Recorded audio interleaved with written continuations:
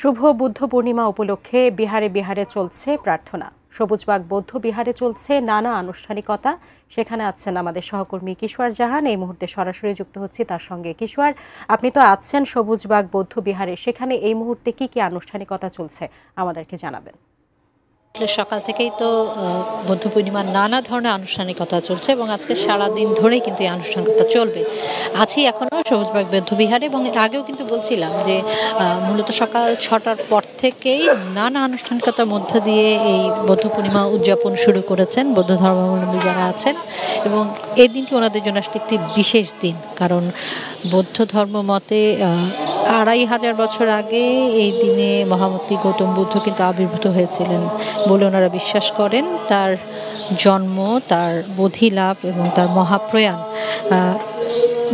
বৈশাখী পূর্ণিমার দিনে হয়েছিল বলেই মূলত আসলে বৈশাখী পূর্ণিমা এবং এই মুহূর্তে আসলে আমরা সবসময় যেটা বলে থাকি বৌদ্ধ পূর্ণিমা, এই দিনটি ওনারা উদযাপন করেন। এবং সেটা দেখতেই পাচ্ছেন আসলে প্রতিটা ধর্মে নানা আচার থাকে।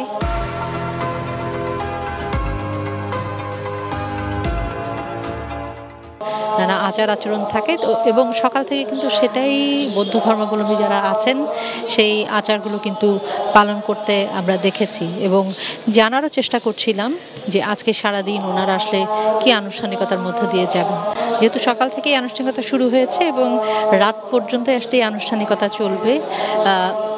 এই মুহূর্তে যেখানে দাঁড়িয়ে আছি এটা আসলে বৌদ্ধবিহারের বাইরের যেই প্রাঙ্গণের একটি অংশ এবং এখানেও কিন্তু বৌদ্ধ ধর্মাবলম্বী যারা আছেন তাদের পূজা অর্চনার সুবিধার্থে কিন্তু এখানে ব্যবস্থা করা হয়েছে। যেহেতু এই দিনটিতে একটু বাড়তি চাপ বরাবরই থাকে বিহারগুলোতে এবং দিনটি উদযাপন করার ক্ষেত্রে কিন্তু যেমন ধর্ম নিয়ে আলোচনার বিষয় থাকে, সেরকম নানা অতিথিরাও আসেন শুভেচ্ছা জানাতে।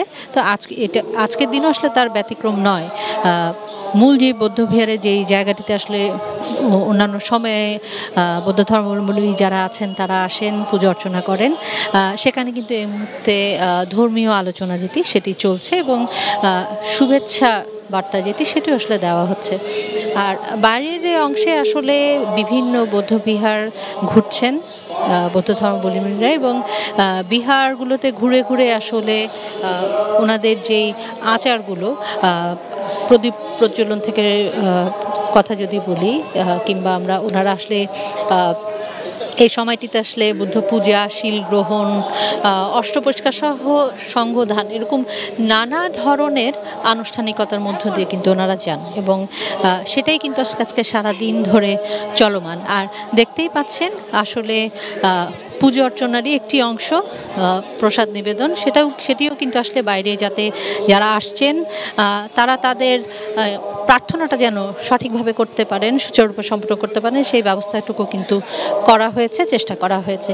তো সব মিলিয়ে যদি আজকের আয়োজনের কথা বলতে হয় তবে আসলে বলতে হবে যে সবাই সবার মতো করে আসলে দিনটি উদযাপন করছেন, যাদের জন্য বিশেষ দিন।